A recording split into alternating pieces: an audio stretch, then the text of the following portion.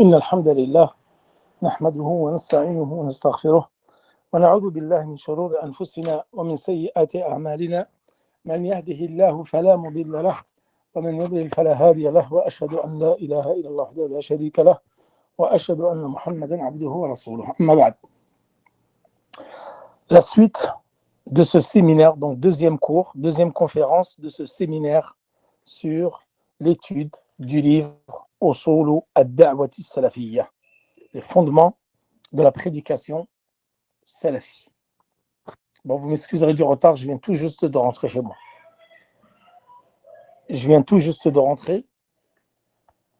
Alhamdulillah. Je pense que je vais faire les cours de plus en plus tard parce que j'ai vraiment du mal à les faire avant 21h. C'est compliqué. Alhamdulillah. On va commencer, Inch'Allah, le troisième fondement. Donc, nous avons vu le fondement 1 et 2. Aujourd'hui, nous allons faire le fondement de 3 à 6.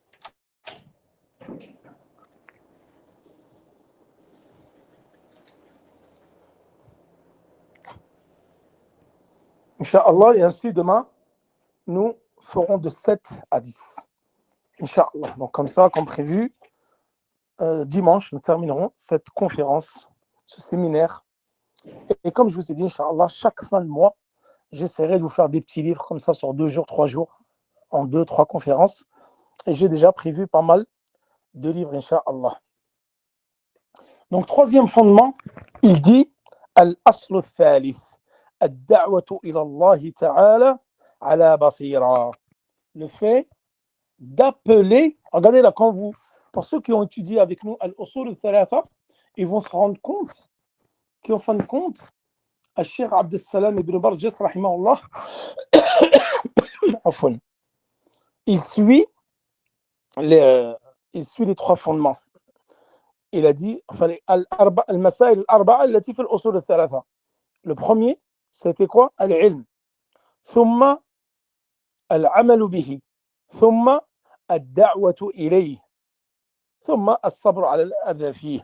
Donc, ces 4 mas'ala-là qu'on appelle al-masail al-arba'a, qui est la muqaddima qui est dans l'usul al-thalatha, et d'ailleurs, dont la preuve est dans Surat al-Asr. Et après avoir acquis la science, l'avoir mise en pratique, maintenant tu dois appeler à cette da'wa. Donc celui à qui Allah subhanahu wa ta'ala a accordé la science et l'action, la mise en pratique de cette science, alors il doit s'empresser. فَعَلَيْهِ أَنْ يُبَادِرَ. Comme il a dit l'auteur ici, Abdullah ibn Barjas, rahimahullah, de s'empresser d'amener, de transmettre le bien aux gens en les invitant à l'islam, au tawhid, à cette science, et en prodiguant des conseils, en les guidant. Et tout en sachant, subhanallah, dès que je commence les cours, la toux, elle arrive. En fin de compte, subhanallah, je tousse énormément que pendant le cours. C'est un peu pénible, vous m'excuserez. Et d'ailleurs, la da'wa ila Allah, hiya wadhifatul anbiya. C'est-à-dire qu'elle a une place honorable et privilégiée auprès d'Allah subhanahu wa ta'ala. Parce que ce que nous faisons en tant qu'étudiants en sciences, et même vous, ce que vous avez appris, vous devez le transmettre, même à votre échelle. Kama qala al-Nabi sallallahu alayhi wa sallam, nous allons voir juste après, ballighu anni walaw aya. Kama jaa fi hadith Abdullah ibn Amr, alladhi akhrajahu al-Imam al-Bukhari fi sahihihi. Ballighu anni, transmettez de moi ne serait-ce qu'un verset. Et ne dites pas, il faut avoir étudié 10 ans, il faut être un talib al-ilm qui a beaucoup de science pour transmettre, c'est faux. Le prophète sallallahu alayhi wa sallam a dit, transmets de moi ne serait-ce qu'un verset. Tu as appris la signification d'une surah, enseigne-la à ta femme, enseigne-la à tes enfants. Tu as appris un hadith avec sa signification, transmets cela à ton entourage, à tes parents, tes frères et sœurs, tes enfants, ta femme, tes voisins. Et ça, on va en parler, la da'wa. On ne va pas faire comme ils ont fait, le groupe égaré à tablir. Comme ils font les tablir, cette da'wa innovée, égarée, que le prophète sallallahu alayhi wa sallam n'a pas fait. Et ça, on va y venir.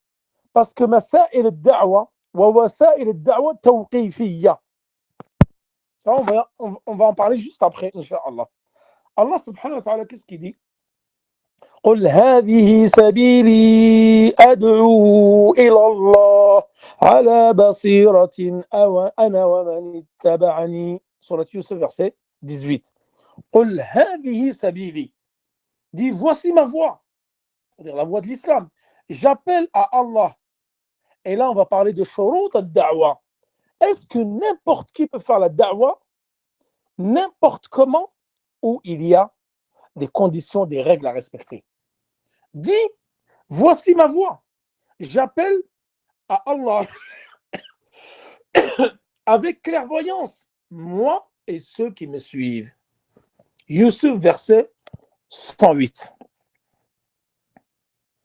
Là, Allah subhanahu wa ta'ala a élevé le rang de celui qui appelle à lui. C'est-à-dire, ad-da'i ila Allah, qui appelle à l'islam, qui appelle au tawhid, qui appelle à la sunna, Allah, il l'a élevé au-dessus des autres. Qu'est-ce qu'il dit Allah subhanahu wa ta'ala également dans le Coran? Fussilat, verset 33. وَمَنْ أَحْسَنُ قَوْلًا مِمَّنْ دَعَا إِلَى اللَّهِ وَعَمِلَ صَالِحًا وَقَالَ إِنَّنِي مِنَ الْمُسْلِمِينَ. Qui profère plus belle parole que celui qui appelle à Allah, fait bonne œuvre et dit je suis du nombre des musulmans. Fussilat, verset 33. Donc là, la récompense de la da'wa du prêche et sa rétribution, elles sont immenses en raison de la grandeur de son œuvre. Donc le prédicateur qui appelle à Allah obtient une récompense semblable à celle de ceux qui le suivent dans le bien, sans que leur récompense ne soit diminuée. Vous vous rappelez ce hadith? Ça vous dit rien ce hadith-là? C'est exactement concernant le jeûneur, c'est pareil. Lorsque tu invites un jeûneur à rompre le jeûne, tu as la même récompense que lui, sans que sa récompense n'en soit diminuée.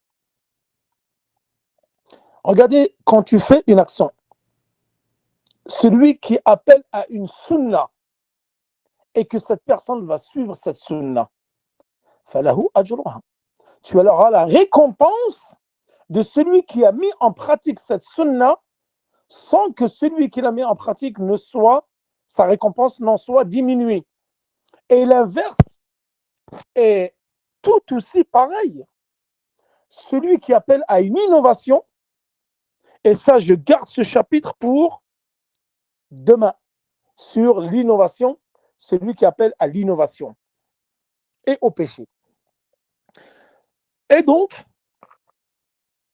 quelle est plus belle parole? Qui profère des plus belles paroles que celui qui appelle Allah? C'est-à-dire, y a-t-il meilleure parole que de proférer l'appel à Allah, l'appel à la religion d'Allah, au tawhid, à la sunna du prophète sallallahu alayhi wa sallam? Et qu'est-ce qu'il a dit le prophète sallallahu alayhi wa sallam, comme a fait hadith Ali, que nous avons vu hier? لأن يهدي الله بك رجلا واحدا خير لك من حمر النعم. Donc ce hadith qui a été rapporté par Al-Bukhari wa Muslim. Qu'Allah guide par ta cause un seul homme est meilleur pour toi que les chamelles rousses. Vous vous rappelez de ce hadith que nous avons évoqué également hier et qui a été évoqué dans Kitab al-Tawhid et qui a été évoqué également dans As-Sira al-Nabawiyya. Ce hadith, vous vous rappelez, c'est quand? C'est lors de la bataille de Khaybar. Lorsque le prophète sallallahu alayhi wa sallam a assiégé les Juifs de Khaybar, parce qu'ils ont trahi le pacte qui les liait. Et il a dit, demain je vais donner l'étendard à quelqu'un qui aime Allah et son prophète, et que Allah et son prophète aiment. Et les Sahaba, ça vous rappelez, ça c'est un chapitre que nous avons vu dans Kitab Tawhid. Et les Sahaba ont passé toute la nuit à tergiverser. qui va obtenir l'étendard? Parce que celui qui va obtenir l'étendard, c'est une récompense énorme. C'est quelqu'un que Allah et son prophète aiment et que lui également aime Allah et son prophète. Vous imaginez un peu que quelqu'un vous dise je te donne parce que ceci, parce que Allah et son prophète t'aiment. C'est une récompense énorme. Et chaque compagnon voulait récupérer cet étendard, car la récompense était énorme. Et le lendemain, le prophète il a dit où est Ali ibn Abi Talib? Où est Ali ibn Abi Talib? Ils ont dit il a un problème aux yeux. Pardon. Il avait une conjonctivite. Il ne voyait plus. Il a dit allez le chercher. Khaybar, ce n'est pas très loin de Médine. C'est un peu plus de 100 km de Médine. Ils sont partis chercher Ali et ils l'ont ramené donc à dos de cheval. Et lorsqu'ils l'ont ramené, le prophète sallam lui a crachoté dans ses yeux. Et ça, j'en avais déjà parlé hier ou dans l'Aqid al-Wasitiyya, je me souviens plus, je crois que c'était hier ou l'Aqid al-Wasitiyya. Ou dans Surat al-Insan, je crois, dans Surat al-Insan. Et il a retrouvé une meilleure vue qu'il avait auparavant. C'est-à-dire qu'il voyait très très bien. Et ça faisait partie des miracles prophétiques, des miracles que le prophète sallallahu alayhi wa sallam a accomplis. Et ceci, nous en reparlerons dans l'Aqid al-Wasitiyya. في معجزات الأنبياء وكرامات الأولياء. La différence qu'il y a entre mu'jizat al-anbiya, c'est-à-dire les miracles accomplis par des prophètes, ou karamat al-awliya. Ça, c'est dans un autre chapitre que nous verrons dans l'Aqid al-Wasitiyya. Et la différence entre les deux. Et là, il a donné l'étendard à Ali. Et il lui a dit la an yahdi Allahu bika rajulan wahidan khayrun laka min humr an-na'am. Humr an-na'am, c'était les chamelles rousses. Et les chamelles rousses, c'était le plus grand trésor, le plus grand bien, la valeur marchande la plus chère que tu pouvais acquérir à l'époque du prophète sallallahu alayhi wa sallam. Maintenant, on va dire par exemple à notre époque, c'est le diamant. C'est posséder une Ferrari, posséder des diamants ou de l'or. Eh ben, à l'époque du prophète, c'était les chamelles rousses. Ça avait une très grande valeur. Alors le prophète lui a dit qu'Allah guide par ta cause un seul homme. Parce que lui, il lui a dit va appeler les Juifs au sentier d'Allah, à la religion d'Allah. Et là, il lui a dit qu'Allah guide par ta cause un seul homme, donc parmi qui? Parmi les Juifs. Parce qu'il a dit à Ali que de les appeler à l'islam. يدعوهم إلى شهادة أن لا إله إلا الله وأن محمد رسول الله وأن محمد عفوا رسول الله. Et là, Ali, il est parti les prêcher. Donc là, al-hidayah, vous vous rappelez, nous avons parlé hier de l'hidayah. Ça, c'est quoi? Quel type de hidayah? Qui peut me répondre? C'est quel type de hidayah ici? Ça, c'est hidayat ad-dalal. Vous pouvez répondre sur le bot, il n'y a pas de problème. Vous pouvez répondre sur le bot. Ça, c'est hidayat ad-dalala wal-irshad. Comme nous en avons déjà parlé, al-hidayah, hidayatan. Ou al-hidayah, arba'a. Certains savants l'ont divisé en deux et certains l'ont divisé en quatre. En fonction des explications que vous avez dans le livre de Aqidah. Ceux qui disent deux, et disent hidayat al-tawfiq, qui appartient uniquement à Allah subhanahu wa ta'ala. Innaka la tahdi man ahbabt, walakin Allah yahdi man yasha, kama qala Allah subhanahu wa ta'ala li Nabi sallallahu alayhi wa sallam, hina kana yad'u ammahu Aba Talib. Lorsqu'il a demandé à Abu Talib, Ya Am, qul la ilaha illallah, comme nous l'avons vu dans Kitab Tawhid. Ya Am, qul la ilaha illallah. Oh mon oncle, dis la ilaha illallah. Tu vas retrouver, tu retrouveras une vie heureuse dans cette vie-là et dans l'au-delà. Et lui, il est resté donc sur la parole de Kufr et sur la religion de ses aïeux, de ses ancêtres. Et donc cette hidayah-là, innaka la tahdi man ahbabt, ça, cette hidayah appartient uniquement à Allah subhanahu wa ta'ala, qu'on appelle hidayat al-tawfiq. Et la deuxième, c'est celle qui appartient aux prophètes, aux vertueux, salihin, qu'on appelle hidayat ad-dalala wal-irshad, d'orientation. Et celle-là peut appartenir aux prophètes et aux vertueux. Et il y en a qui disent al-hidayah arba'a.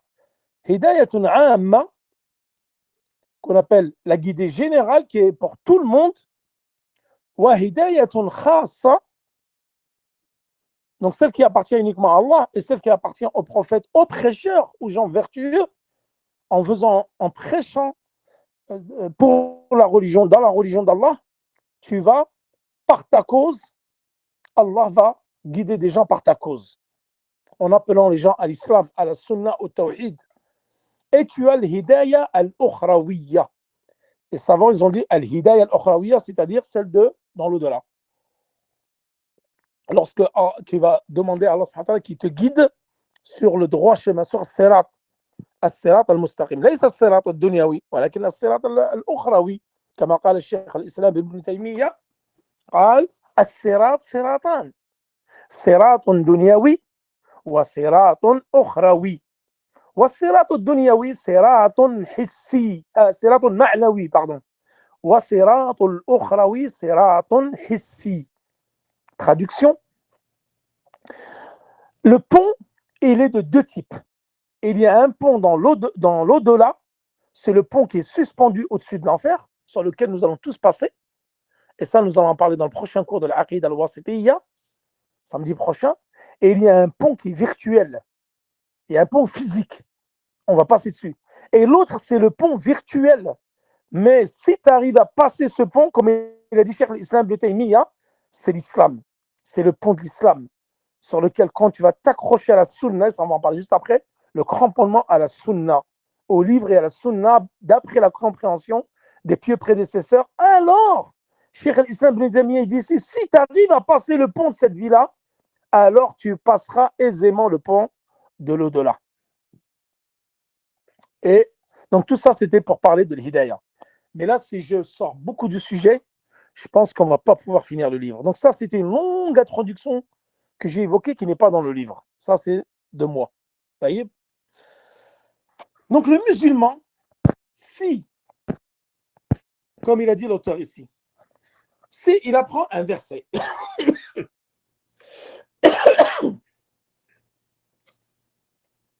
d'ailleurs, s'il apprend un verset avec sa signification, sur la voie qu'ont emprunté les savants et les exégètes, al-mufassiroun, comme nous le faisons dans At-Tafsir tous les jeudis, où il apprend un hadith, parmi les hadiths du Prophète sallam, où il apprend un jugement légiféré, parmi les jugements légiférés, toujours sur la route, sur la voie des savants, des vieux prédécesseurs, ou sur la voie des gens qui ont compris des livres, des gens de science, et qu'il a enseigné à autrui. Alors, tu as appris cela, tu dois l'enseigner à autrui. Donc, il t'incombe, après que tu as appris cela, de le transmettre à autrui. Qu'est-ce qu'il dit Cheikh Abdurrahman ibn al-Qasim fi hashiyatihi li kitab al-tawhid. Donc, c'est l'explication de kitab al-tawhid. Il dit ولا بد للدعوة إلى الله من شرطين. Et nous allons voir qu'en fin de compte, la da'wa ila Allah, lui, il évoque deux, mais il y en a 5. Et ça, nous l'avons déjà évoqué dans Al-Masail al-Arba'a, dans l'Usul al-Thalatha. Lui, il dit, l'appel à Allah nécessite deux conditions. Que cette da'wa soit sincèrement pour la face d'Allah. Et ça, c'est quoi? Al-Ikhlas. Et ces deux conditions-là, nous les avons déjà vues, elles sont regroupées dans un verset du Coran. C'est dans le dernier verset qu'il y a dans Surat Al-Kahf. Dernier verset qu'il y a dans Surat Al-Kahf, et je vais revenir, Inch'Allah. J'ai oublié, ça va me revenir. Le dernier verset qu'il y a dans Surat Al-Kahf, c'est la toux, elle me perturbe. J'ai du mal à me concentrer avec la toux, subhanallah. J'ai oublié, subhanallah, j'ai oublié le verset, il va me revenir. Le dernier verset qui est dans Surat Al-Kahf. Juste une seconde, ça va me revenir. Al-Muhim, et je vais revenir à ce verset-là. Ça, c'était juste pour argumenter concernant les deux conditions. Ça, ce que je vous dis, ce n'est pas dans le livre. Ce n'est pas dans le livre de Cheikh Abdeslam ibn Barjas. C'est ce que j'ai rajouté en plus. Là, il dit, il y a deux conditions.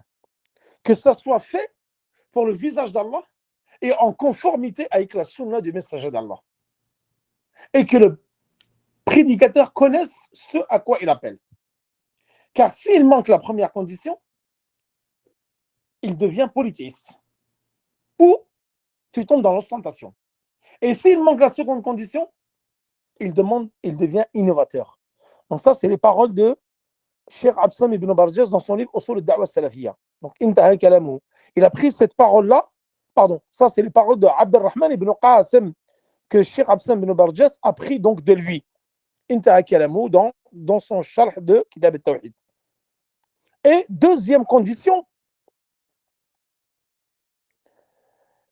par rapport à cette deuxième condition, on dit que wasa'il al-da'wa tawqifiyya, wasa'il al-da'wa ila Allah tawqifiyya. C'est-à-dire, les moyens de l'appel à Allah sont cantonnés à la révélation.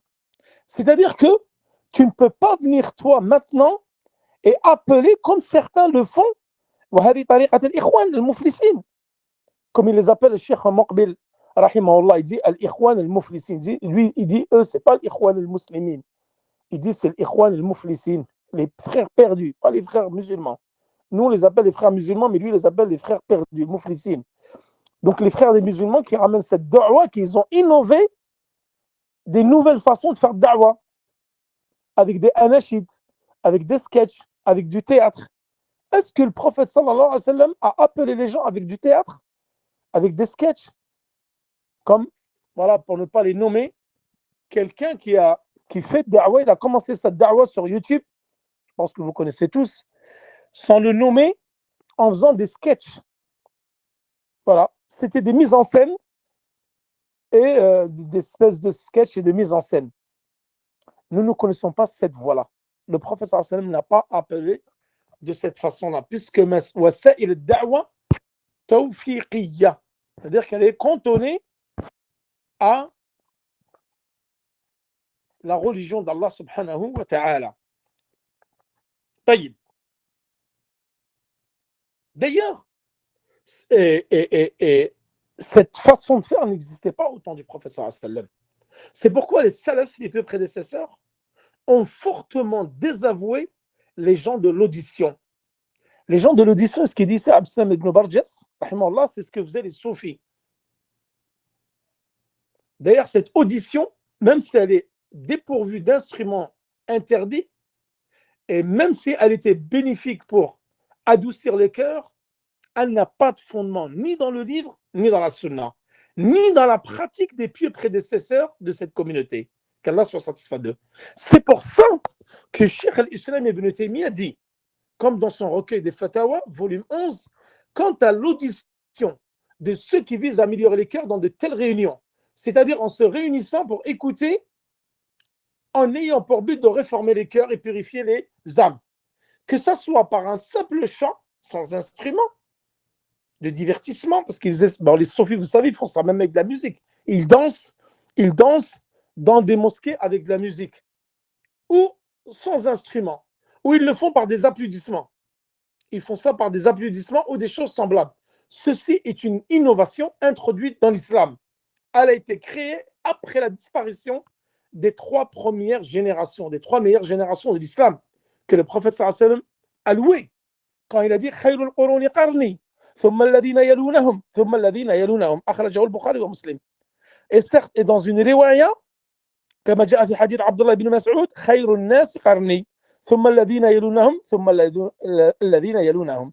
Les meilleurs des siècles, ce sont le siècle dans lequel j'ai été envoyé. Ensuite, le siècle après moi. Ensuite, le siècle après moi. Et dans une version du hadith, خير الناس قرني, la meilleure génération de ma communauté, c'est la mienne. Ensuite, celle qui va la suivre. Ensuite, celle qui va la suivre. C'est-à-dire la génération des compagnons, le siècle des compagnons, ensuite le siècle des tabi'in, ensuite le siècle des tabi'in. Ou tu peux dire les meilleurs gens, ce sont les sahaba, thumma tabi'in, thumma tabi'in, dont le prophète sallallahu alayhi wa sallam a fait l'éloge. Donc là, Cheikh Abdelrahman Ibn al-Qasim, il évoque ces deux conditions. Et je vous dirais qu'il y a 5 conditions. Qu'est-ce qu'il dit?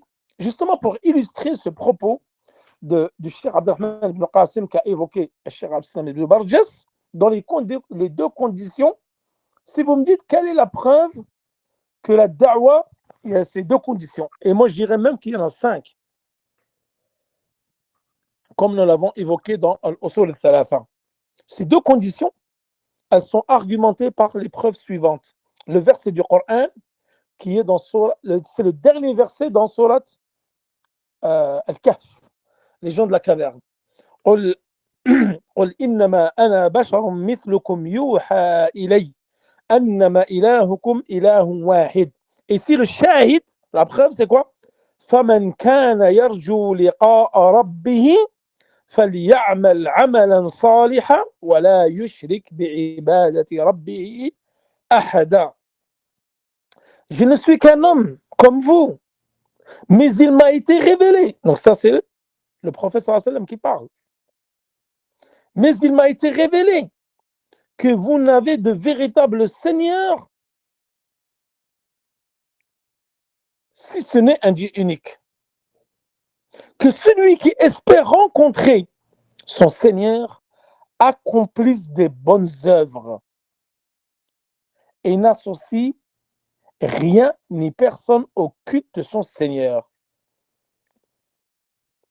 Celui qui espère rencontrer Allah, فَلْيَعْمَلْ عَمَلًا صَالِحًا. يَعْمَلْ عَمَلًا صَالِحًا, qu'il accomplisse des bonnes œuvres, et l'accomplissement des bonnes œuvres se fait en conformité avec la sunna du prophète. Ça, c'est la deuxième condition. وَلَا يُشْرِكْ بِعِبَادَةِ رَبِّهِ أَحَدًا. Et qu'il ne fait pas d'acte de polythéisme dans ses œuvres, et ça, c'est la première condition. Donc, pour le visage d'Allah, en sincérité, tu le fais par sincérité pour le visage d'Allah et en conformité avec la sunna du prophète. Et d'ailleurs, ça, c'est les deux conditions, non seulement dans la da'wa et l'Allah, mais dans tous les actes d'adoration, toutes les œuvres.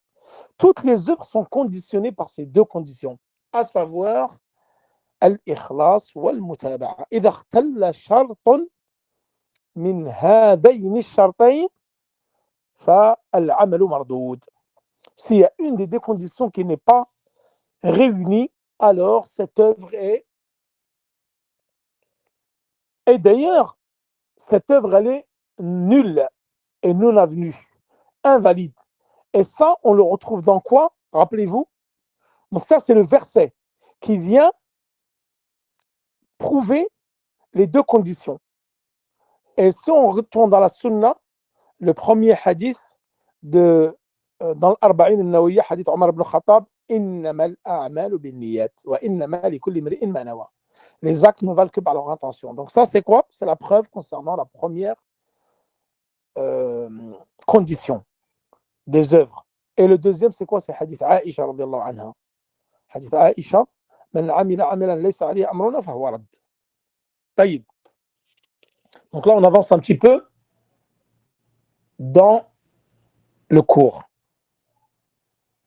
Qu'est-ce qu'il dit Allah subhanahu wa ta'ala?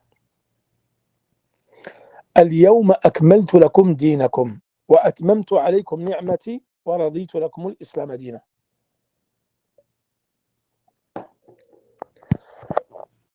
Allah il dit aujourd'hui je vous ai parfait votre religion. وأتممت عليكم نعمتي, je vous ai comblé de mes bienfaits. ورضيت لكم الإسلام دينا, et j'ai agréé pour vous l'islam comme religion. Al-Ma'ida, la table servie, verset 3. Donc là, le croyant doit savoir que le prophète sallallahu alayhi wa sallam n'a rien laissé, qui rapproche du paradis sans l'avoir indiqué, et n'a rien laissé qui éloigne de l'enfer sans l'avoir mentionné. C'est-à-dire que le prophète sallallahu alayhi wa sallam nous a tout enseigné.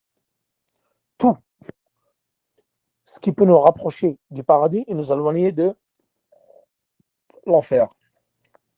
جاء عن سهل بن عبد الله التستري Qu'est-ce qu'il dit? كل وجد لا يشهد له الكتاب والسنة فهو باطل. Il dit tout bonheur qui n'est pas attesté par le livre et la sunna est faux. Et également, Ad-Darani, il dit un trait de sagesse peut me parvenir des traits de sagesse du peuple. Je ne l'accepte qu'avec deux témoins justes, le livre et la sunna. Telles sont ses paroles. Ensuite, on va attaquer le quatrième fondement. Après le cinquième, je ne sais pas si on aura le temps de le faire. Je vais essayer, Inch'Allah, faire le quatrième et le cinquième rapidement. Inch'Allah. De toute façon, il reste à peu près une demi-heure, je pense. Ouais, nous aurons le temps de faire le quatrième et le cinquième. Si le temps nous le permet, je rajouterai le sixième, sinon on le fera demain. الأصل الرابع الاهتمام بعقيدة السلف علما وعملا وتعليما. Quatrième fondement, l'intérêt accordé à la croyance des pieux prédécesseurs en termes de connaissances, de pratiques et d'enseignement. Et Cheikh Abdussalam ibn Barjas, il dit ici, il est regrettable que nous entendons ces derniers temps des propos qui évitent la croyance et l'éloignent des domaines d'intérêt. Parmi ces groupes, il dit, il y en a qui considèrent les questions de croyance comme des questions secondaires, subsidiaires, auxquelles il ne faut pas accorder d'importance. Certains vont même jusqu'à dire que nous importe si nous affirmons qu'Allah a une main ou non. Vous voyez, subhanallah. Alors que Masaïl al-Aqidah, c'est les choses les plus importantes. C'est là où il y a eu la division dans la communauté, il y a l'égarement dans la communauté et l'apparition des sectes. Ces sectes ne se sont divisées ou ne sont apparues que suite à la mauvaise compréhension des textes. Et surtout dans les noms et attributs, comme nous le voyons tous les samedis dans l'Aqidah al-Wasitiyya. Ils n'ont pas compris les noms et attributs d'Allah subhanahu wa ta'ala comme l'ont compris as-salaf as-salih, c'est-à-dire les compagnons et les générations qui sont venues après eux.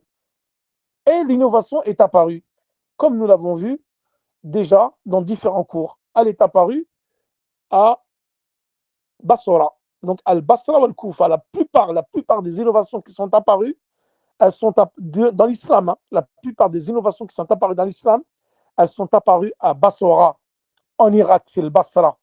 Rappelez-vous, Al-Irja, il est apparu en Irak. Al-Rafida, le chiisme, il est apparu en Irak. Al-Irja également. Al-Mu'tazila également. Également j'oublie Al-Qadariya, Wal-Jabriya, Wal-Khawarij. Quasiment toutes les sectes sont apparues en Irak.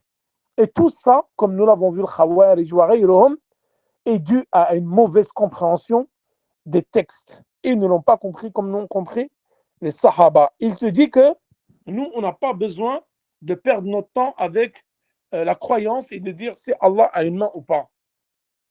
Et ça, ce sont des calamités et des catastrophes.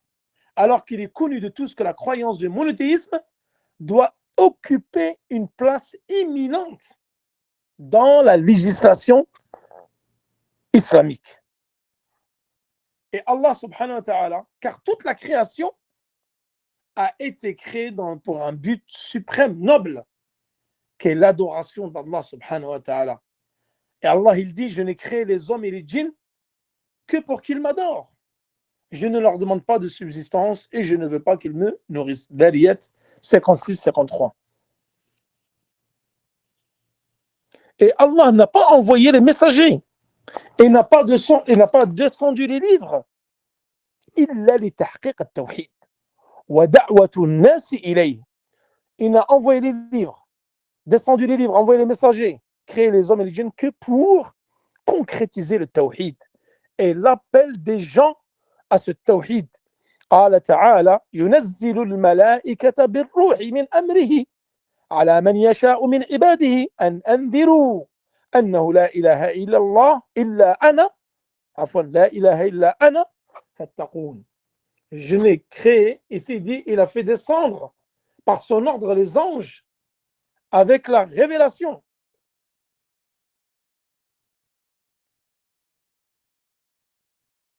Avertissez qu'il n'y a pas de divinité si ce n'est moi, craignez donc moi.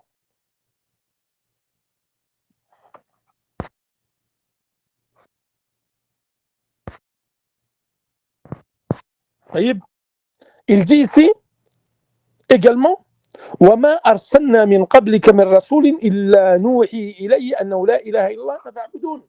Et nous n'avons envoyé avant toi aucun messager sans lui révéler qu'il n'y a pas de divinité digne d'être adorée en dehors de moi. Adorez donc moi.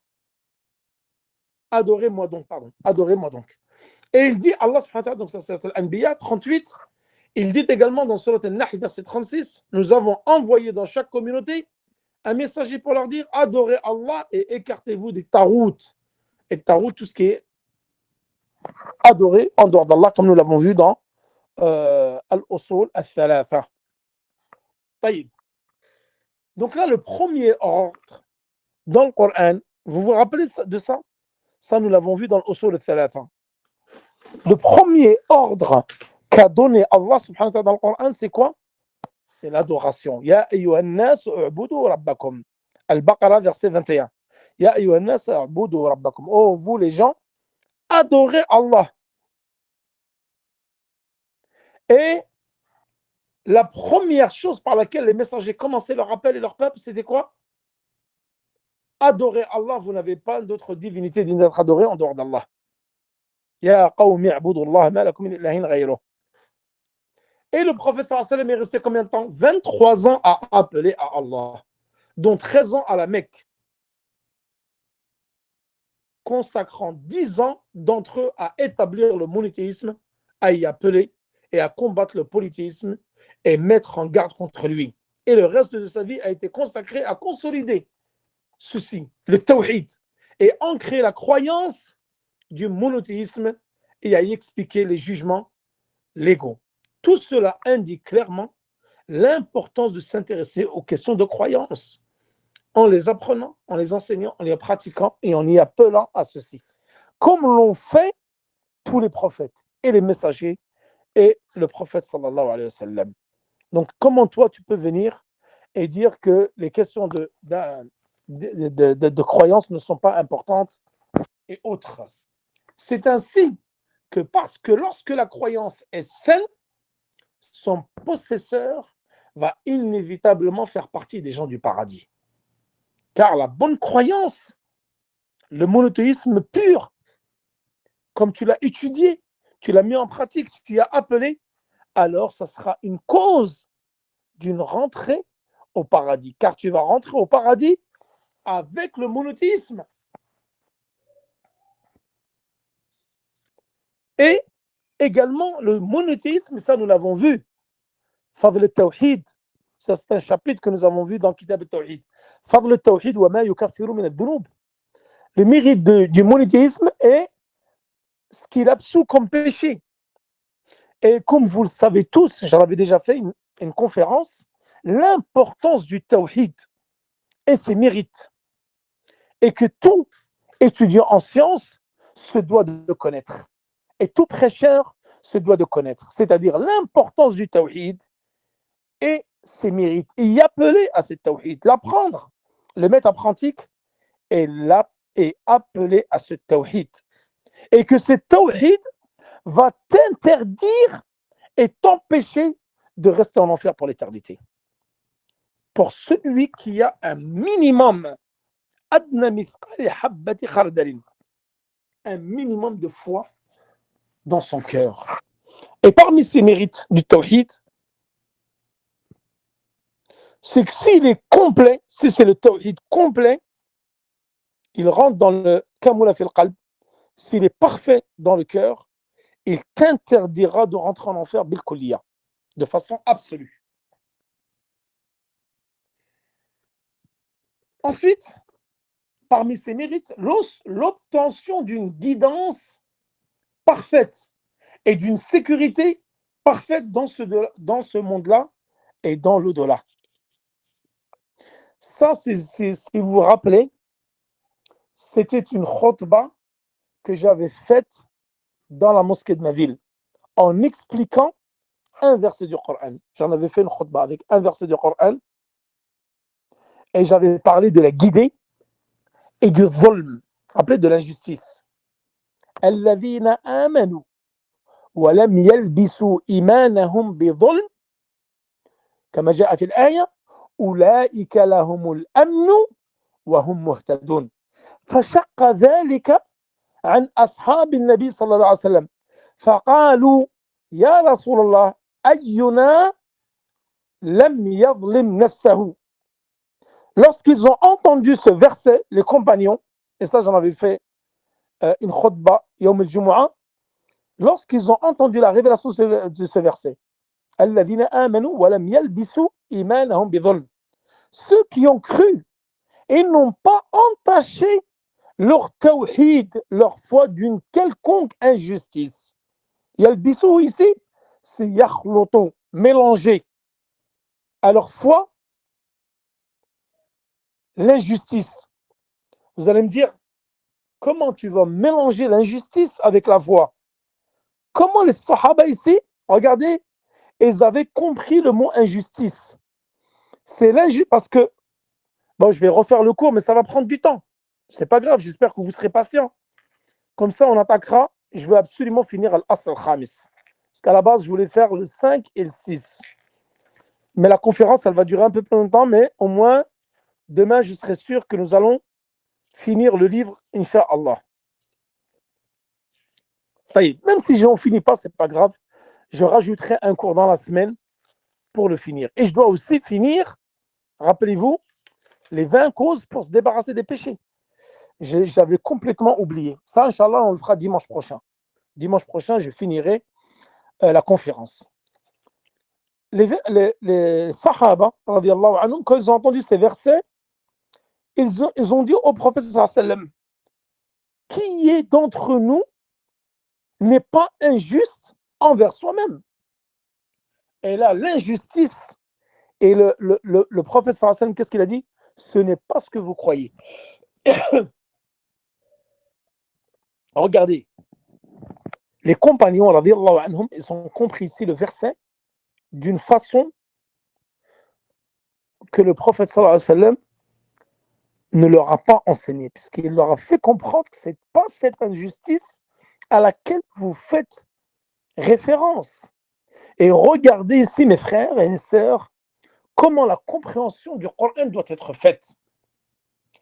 Comme le prophète sallallahu alayhi wa sallam ne l'a enseigné. Ensuite, comme les compagnons l'ont compris, c'est-à-dire après l'avoir étudié et pris du prophète sallallahu alayhi wa sallam. Eux, ils ont cru que c'est l'injustice que tu te fais à toi-même. Car l'injustice est de 3 types. Il y a l'injustice envers Allah subhanahu wa ta'ala, qui est la pire des injustices. Et celle-ci, c'est quoi? C'est le polythéisme. C'est associer quelque chose ou quelqu'un à Allah alors que lui t'a créé.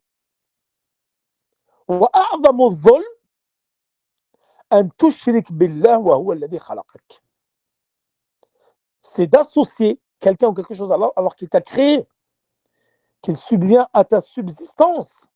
Et toi, tu lui as associé autre qu'Allah, autre chose ou quelqu'un d'autre à lui. Et la deuxième injustice, et comment nous devons comprendre pourquoi on dit ici que dhulm, c'est une injustice?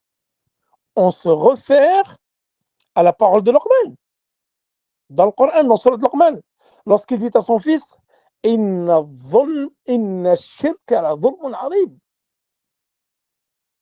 Shirk, le polythéisme, c'est une énorme injustice. Et c'est pour ça que le prophète sallallahu alayhi wa sallam, pour leur expliquer le sens de ce verset, il leur a dit, n'avez-vous pas entendu la parole de l'homme pieux, sage, qui, Luqman, pour son fils, lorsqu'il a dit, le polythéisme est une énorme injustice. Donc le sens qui doit être compris dans ce verset, c'est الذين آمنوا ولم يلبسوا إيمانهم بظلم أولئك لهم الأمن وهم مهتدون. Ceux qui ont cru et n'ont pas entaché leur foi d'une quelconque ou d'un quelconque politisme. Tu dois traduire cela par le politisme. C'est que ta foi, ton tawhid, tu ne l'as pas entaché par du politisme. Qu'est-ce qu'ils ont comme récompense cela? Ceux-là auront la sécurité dans cette vie-là et dans l'au-delà. Ils auront la guidée dans cette vie-là et dans l'au-delà. Regarde, la guidée. La guidée, c'est quoi? Nous avons vu que la guidée était de 4 types. Donc la guidée dans cette vie-là, هي الهداية الخاصة دلالة التوفيق. La guidée d'Allah subhanahu wa ta'ala dans cette vie-là. وهم مهتدون أي في الآخرة. La guidée dans l'au-delà pour accéder au paradis. Vous voyez, mes frères et mes sœurs, l'importance du tawhid. وفضائل التوحيد. Et on ne cessera d'appeler au tawhid et de concrétiser le tawhid et d'apprendre le tawhid et de mettre en pratique le tawhid et non pas comme disent les tablirs هذه الفرقة الضالة المضلة الشركية البدعية comme a dit Al-Sheikh Al-Najmi rahimahullah dans son magnifique livre Al-Mawrid Al-Adb Al-Zulal, un livre qui est excellent dans le Minhaj, qui est une réfutation des sectes, en particulier les 2 grandes sectes qui sont très très propagées dans nos sociétés, Al-Ikhwan Al-Muflisin, comme il dit Al-Sheikh Muqbil rahimahullah, et Al-Tablir. Regardez, en France, toutes les mosquées sont tenues par des tablirs. C'est hallucinant. J'ai plein de témoignages de gens qui me disent dans ma ville, c'est que les tablirs qui tiennent les mosquées. Et c'est vrai, quand vous regardez en France, c'est qui tient les mosquées? Beaucoup, c'est les tablirs. Et qui est une secte politiste, innovatrice, égarée, égareuse. Et Inch'Allah, si Allah me le permet, j'en ferai une conférence spécifique sur l'origine des tablirs, leur égarement et leur histoire à dormir debout et leur façon de faire da'wah qui est une innovation que le prophète sallallahu alayhi wa sallam n'a jamais faite. Sortir 3 jours, 10 jours, 40 jours, 4 mois, aller au Pakistan, aller en Inde. Et vous savez, ils vont faire quoi au Pakistan? Ils vont faire quoi en Inde? Ils vont faire du shirk. Ils vont faire du polythéisme majeur qui les fait sortir de l'islam. Ils vont faire des circonambulations autour de la tombe de leur ancêtre, Mohammed Ilyas, leur chef suprême, leur gourou. Ils vont tourner là-bas autour des tombes pour demander la bénédiction, donc en faisant du politisme majeur. Et c'est pour ça qu'ils vont là-bas au Pakistan et en Inde, pour faire du politisme majeur. Et tout ça, ne vous inquiétez pas, ça va venir. Inch'Allah, chaque mois, je vous prépare une conférence, si Allah le veut, et m'accorde du temps, je vous ferai une conférence chaque mois. Et nous parlerons de Jama'at al-Tablir. Donc, parmi les bienfaits, les mérites du tawhid, c'est le fait d'obtenir al-ihtida al-kamil, la guidée complète et la sécurité complète dans cette vie-là et dans l'au-delà pour celui qui a concrétisé le tawhid. Et nous avons vu comment concrétiser le tawhid dans Kitab al-Tawhid. ومنها كما جاء في الحديث الذي أخرجه البخاري عن أبي هريرة رضي الله عنه أن أسعد الناس بشفاعة المصطفى من قال لا إله إلا الله خالصا من قلبه. Celui le plus heureux de l'intercession du prophète sallallahu alayhi wa sallam sont ceux qui ont dit la ilaha illallah sincèrement du fond de leur cœur. Et parmi ces mérites, c'est que toutes les actions, les paroles apparentes cachées, donc ça c'est ma'na al-ibada, dépendent dans leur acceptation et de leur perfection, ainsi que dans l'ampleur de leur récompense du monothéisme. Plus le monothéisme est fort, est complet, parfait et concrétisé, plus les choses seront parfaites. Donc tes actions sont à la lumière de ton tawhid. Plus ton tawhid est parfait, plus tes actions seront parfaites. Et également, parmi ses mérites, qu'il libère le serviteur, et ça nous l'avons vu dans le Kitab al-Tawhid. Le Tawhid libère le serviteur de l'asservissement aux créatures, de l'attachement à elles, de la peur d'elles, de l'espoir en elles et de l'action pour elles. C'est là la véritable puissance et le noble honneur jusqu'aux autres bienfaits mentionnés par Cheikh Ibn Sa'di dans sa note sur l'explication de Kitab al-Tawhid. C'est avec le Tawhid que tu te libères, tu t'affranchis de la servitude des créatures pour ne dépendre que d'Allah subhanahu wa ta'ala, de la servitude à Allah. Ensuite, il dit, il est obligatoire. Je ne pense pas qu'on aura le temps de faire la 5 malheureusement, parce que le temps il se fait un peu long. Et le 5, le fondement numéro 5, il va être un peu long. Il va être un peu long. On le garde pour demain, Inch'Allah. Demain, je vous fais le 5, 6 et 7. Et si vous voulez, lundi, je rajoute un jour et je vous ferai 8, 9, 10. Voilà, on le rajoute lundi. Ou sinon, je fais une pause. Mardi, je vous fais Nawaqid al-Islam. Jeudi, Tafsir. Et vendredi, je vous finirai le livre. Et je vous le finis vendredi. Et dimanche prochain, je vous finirai les 20 causes pour se débarrasser des péchés. Parce que là, il va se faire un peu tard même pour vous. Je pense que ça va. Vous êtes fatigués et vous avez envie d'aller vous coucher. Qu'est-ce qu'il dit? C'est l'Isha.